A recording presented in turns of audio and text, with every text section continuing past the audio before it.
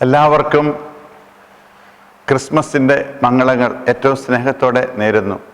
ഉണ്ണി ഈശോയെ സ്വീകരിക്കുന്നതിന് വേണ്ടി കഴിഞ്ഞ നാളുകളിൽ നാം ഒരുങ്ങുകയായിരുന്നു. ഉണ്ണി ഈശോ നമ്മുടെ ഹൃദയത്തിലേക്ക് കടന്നു വന്നിരിക്കുകയാണ്. ഈ ക്രിസ്മസ് നമുക്ക് നൽകുന്ന ഏറ്റവും പ്രധാനപ്പെട്ട സന്ദേശം എന്നത് ഈശോ ഒരു മനുഷ്യ മുഖംമൂടി അണിഞ്ഞ് ഈ ലോകത്തിലേക്ക് വന്നില്ല എന്നുള്ളതാണ്.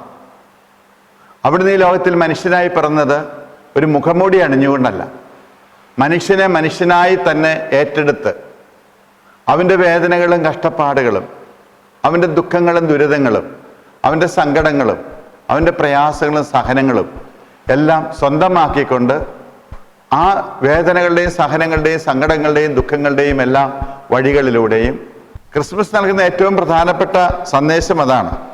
ക്രിസ്തുവിൽ ഒരു മനുഷ്യ മുഖംമൂടി അല്ല ദൈവം അണിഞ്ഞത്, പകരം മനുഷ്യനെ തന്നെയാണ്. മനുഷ്യൻ്റെ എല്ലാ മേഖലകളെയും സമുദ്ധരിക്കുന്നതിന് വേണ്ടി, എല്ലാ മനുഷ്യരെയും രക്ഷിക്കുന്നതിന് വേണ്ടി അവിടുന്ന് മനുഷ്യനായി തന്നെ അവതരിച്ചു. ഈ അവതാരം നമ്മെ സംബന്ധിച്ചിടത്തോളം പല അർത്ഥതലങ്ങളിലേക്കും പോകാൻ ഇടയുണ്ട്. എന്നാൽ ദൈവത്തിനൊരു യുക്തിയുണ്ട്. ആ യുക്തിക്കനുസരിച്ചാണ് അവിടുന്ന് തൻ്റെ മനുഷ്യനെ, തൻ്റെ പുത്രനെ ലോകത്തിലേക്ക് നൽകിയത്.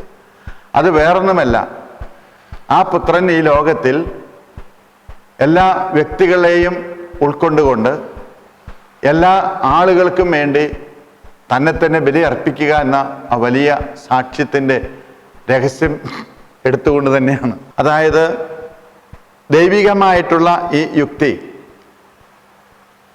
നാം വിചാരിക്കുന്നത് പോലുള്ള അർത്ഥമല്ല നമുക്ക് പകർന്നു തരുന്നത്. ദൈവത്തിന് ഈ ലോകത്തിൽ പിറക്കാൻ അനേക സ്ഥലങ്ങളുണ്ട്, വലിയ വലിയ കൊട്ടാരങ്ങളുണ്ട്. പക്ഷെ അവിടെ ഒന്നും പോവാതെ എന്തുകൊണ്ട് ദൈവപുത്രൻ ഒരു കാലിത്തൊഴുത്തിൽ പിറന്നു, ഒരു പുൽക്കൂട്ടിൽ പിറന്നു, ഒരു വെറും ശിശുവായിട്ട് തന്നെ അവിടുന്ന് ജനിക്കുകയാണ്. ലോകത്തിന് മുൻപിൽ അവിടുന്ന് വെറും ഒരു ശിശു. അനേകം ശിശുക്കൾ ജനിച്ച ആ കാലയളവിൽ അവരിൽ ഒരാളെ പോലെ അവിടത്തേക്ക് ജനിക്കാമായിരുന്നു. പക്ഷേ ഈശോ വന്ന് പിറന്നത് എല്ലാവരുടെയും എല്ലാ സാധ്യതകളും അവസാനിച്ചതിന് ശേഷം, എല്ലാവർക്കും ഭൂമിയിൽ സ്ഥലം കിട്ടിയതിന് ശേഷം അവിടുന്ന് ഭൂമിയിൽ പോലും കിട്ടാത്ത ഒരു സ്ഥലം, ഒരു പുൽക്കൂട് അവിടുന്ന് തിരഞ്ഞെടുക്കുകയാണ്. നമുക്കറിയാം, ഹെറോദിൻ്റെ കൽപ്പന അനുസരിച്ച് കാനേഷുമേരി കണക്കെഴുതുന്നതിന് വേണ്ടി യോസേപ്പ് മറിയത്തെയും കൂട്ടി ബേത്ലഹേമിലെത്തി. ധാരാളം ആളുകൾ കണക്കെഴുതാൻ അവിടെ വന്നിരുന്നത് കൊണ്ട്, ലോക ചരിത്രത്തിലെ ആദ്യത്തെ കണക്കെഴുത്തും കൂടി ആയതുകൊണ്ട് ആ ജനത്തിനിടയിൽ കണക്കെഴുതുന്നതിന് വേണ്ടി അവിടുന്ന് വരുമ്പോൾ അവിടുന്ന് മുൻകൂട്ടി ഒന്നും അവിടെ തയ്യാറാക്കിയിരുന്നില്ല. ഒരു സത്രം പോലും അവർക്ക് പാർക്കാൻ ഇടം കൊടുത്തില്ല. ആ ഒരു സന്ദർഭത്തിലാണ് ഒരു പുൽത്തൊട്ടിയിൽ തൻ്റെ പുത്രന് ജന്മം നൽകാൻ ദൈവം മറിയത്തെ അനുവദിക്കുന്നത്. ആ പുൽത്തൊട്ടി നമുക്കൊരു രക്ഷാകവചമാണ്. ആ പുൽത്തൊട്ടി നമുക്കൊരു വലിയ സന്ദേശം നൽകുന്നുണ്ട്. അത് സത്രം സൂക്ഷിപ്പുകാർ പറഞ്ഞ, അനേകം വീടുകളിൽ ചെന്നപ്പോൾ അവരോട് പറഞ്ഞ ഒരു വാക്കുണ്ട്: ഇവിടെ സ്ഥലമില്ല. ദൈവപുത്രന് പിറക്കാൻ സ്ഥലമില്ല എന്നത് ദൈവത്തിന് ലജ്ജ തോന്നേണ്ട കാര്യമാണ്. പക്ഷെ അതാണ് ദൈവത്തിൻ്റെ യുക്തി എന്ന് പറയുന്നത്. അത്രയും എളിമപ്പെടുന്ന ഒരു അവസ്ഥയിൽ തൻ്റെ പുത്രനെ ലോകത്തിന് നൽകുമ്പോൾ ദൈവം നമുക്ക് നൽകുന്ന വലിയ സന്ദേശമാണിത്. നമുക്കും ഇടമില്ലാത്ത സന്ദർഭങ്ങൾ ധാരാളമുണ്ട്. പക്ഷേ നമ്മൾ അതിനെക്കുറിച്ച് എപ്പോഴും ആകുലത ഉള്ളവരാണ്. ഈ ആകുലത യോസേപ്പ് പിതാവിനോ മറിയത്തിനോ ഉണ്ടായില്ല.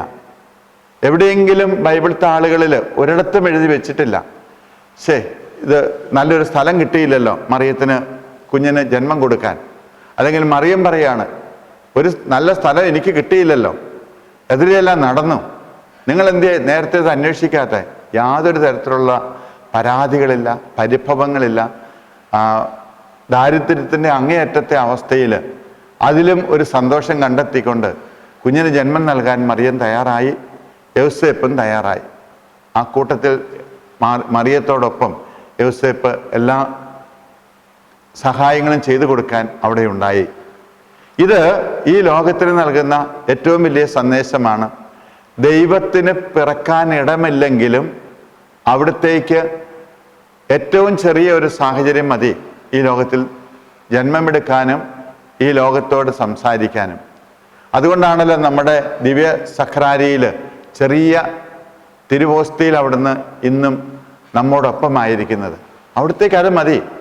പക്ഷെ നമ്മളോട് അവിടുന്ന് പറയുന്നുണ്ട്, ഇത്തരത്തിലുള്ള സാഹചര്യങ്ങളിൽ നമ്മുടെ സ്വഭാവം എന്താണ്, നമ്മുടെ ചിന്തകൾ എന്താണ്, നമ്മുടെ താല്പര്യങ്ങൾ എന്താണ്, ഇങ്ങനെയുള്ള കാര്യങ്ങളെ നമ്മൾ ഏറ്റെടുക്കാൻ തയ്യാറാകണം. ഏറ്റവും നിസ്സാരമായ അവസ്ഥകൾ, ഏറ്റവും പട്ടിണി നിറഞ്ഞ സാഹചര്യങ്ങൾ, ഏറ്റവും ദാരിദ്ര്യം പിടിച്ച അവസ്ഥകൾ, പലതരത്തിലും നമുക്ക് ഈ ലോകത്തിൽ പലയിടങ്ങളിലും നമുക്ക് ഇടമില്ല എന്നുള്ള വാക്കോ വാസസ്ഥലമില്ല എന്നുള്ള വാക്കോ കേൾക്കുമ്പോൾ അസ്വസ്ഥത തോന്നാതെ അതിനെ സ്വീകരിക്കാനുള്ള മനസ്സാണ് ഈ പുൽത്തൊട്ടി നമ്മെ പഠിപ്പിക്കുന്നത്. രണ്ടാമതൊരു കാര്യമുള്ളത്, ഈശോയുടെ ജനനം വലിയ വലിയ വ്യക്തികളിലേക്കോ ജ്ഞാനികളിലേക്കോ പ്രവാചകന്മാരിലേക്കോ ചെന്നെത്താതെ വെറും സാധാരണക്കാരായിട്ടുള്ള അല്ലെങ്കിൽ സാധാരണക്കാരിൽ സാധാരണക്കാരായിട്ടുള്ള ആട്ടിടയുടെ അടുക്കിലേക്കാണ് ഈ ജന്മവാർത്ത ചെല്ലുന്നത്. കൊട്ടാരങ്ങൾ കരുതിയിരിപ്പുണ്ടായിരുന്നു, പുരോഹിതരെ കരുതിയിരിപ്പുണ്ടായിരുന്നു, നിയമജ്ഞരെ കരുതിയിരിപ്പുണ്ടായിരുന്നു. രക്ഷകൻ എപ്പോൾ പിറക്കും, എവിടെ പിറക്കും? ദൈവം ആരെയും കബളിപ്പിച്ചില്ല. പക്ഷെ ദൈവത്തിൻ്റെ യുക്തി അനുസരിച്ച് വിജ്ഞാനികളിൽ നിന്നും വിവേകികളിൽ നിന്നും മറച്ചു വെച്ച് ശിശുക്കൾക്ക് വെളിപ്പെടുത്തുക. ആ ശിശുക്കൾ എന്നത് ഇവിടെ ഉദ്ദേശിക്കുന്നതാണ് ഈ ആട്ടിടയർ.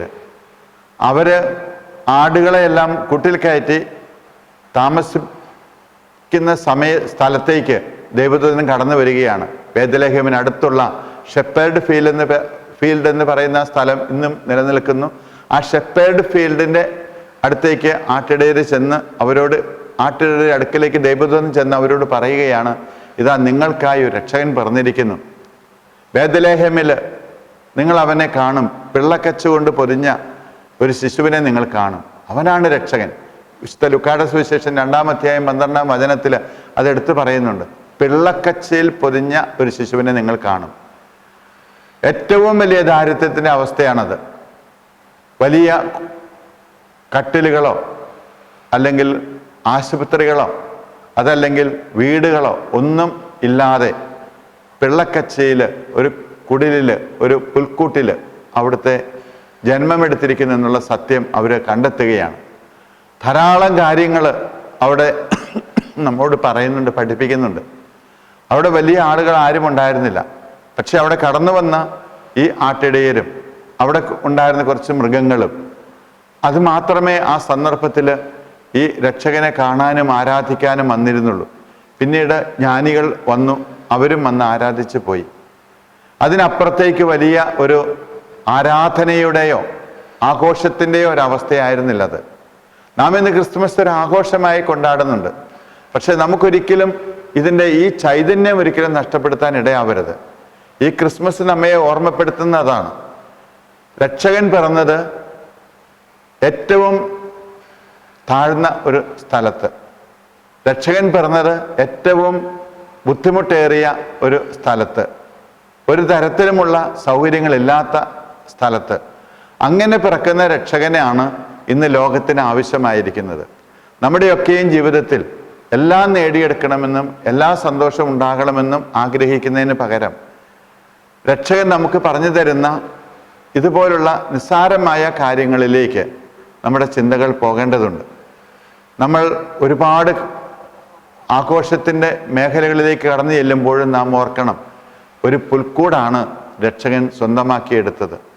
ഒരു സക്രാരിയിലെ ചെറിയ തിരുവോസ്തിയാണ് അവിടുന്ന് ഇന്നും ഈ ലോകത്തിൽ ജീവിക്കാനായിട്ട് തിരഞ്ഞെടുത്തിരിക്കുന്നത്. നമ്മൾ നമ്മുടേതായ പരിമിതികളെ, നമ്മുടേതായ കുറവുകളെ, നമ്മുടേതായ ഇല്ലായ്മകളെ ഒന്നും ഒരു പരാതിപ്പെടുന്ന രീതിയിലേക്ക് മാറ്റാതെ ആ രക്ഷകൻ്റെ പിന്നാലെ ഇതിനെയൊക്കെ സ്വീകരിച്ച് ഇങ്ങനെയൊക്കെയാണ് ജീവിക്കേണ്ടതെന്നുള്ള ആ അർത്ഥതലങ്ങളെ കണ്ടെത്തി ഏറ്റവും സ്നേഹത്തോടുകൂടെ, എളിമയോടുകൂടെ, താഴ്മയോടുകൂടെ നമ്മുടെ ജീവിതത്തെ ഉണ്ണിയേശുവിന് സമർപ്പിക്കാം. ഈ ക്രിസ്മസിൻ്റെ മംഗളങ്ങൾ എല്ലാവർക്കും നേരുന്നു.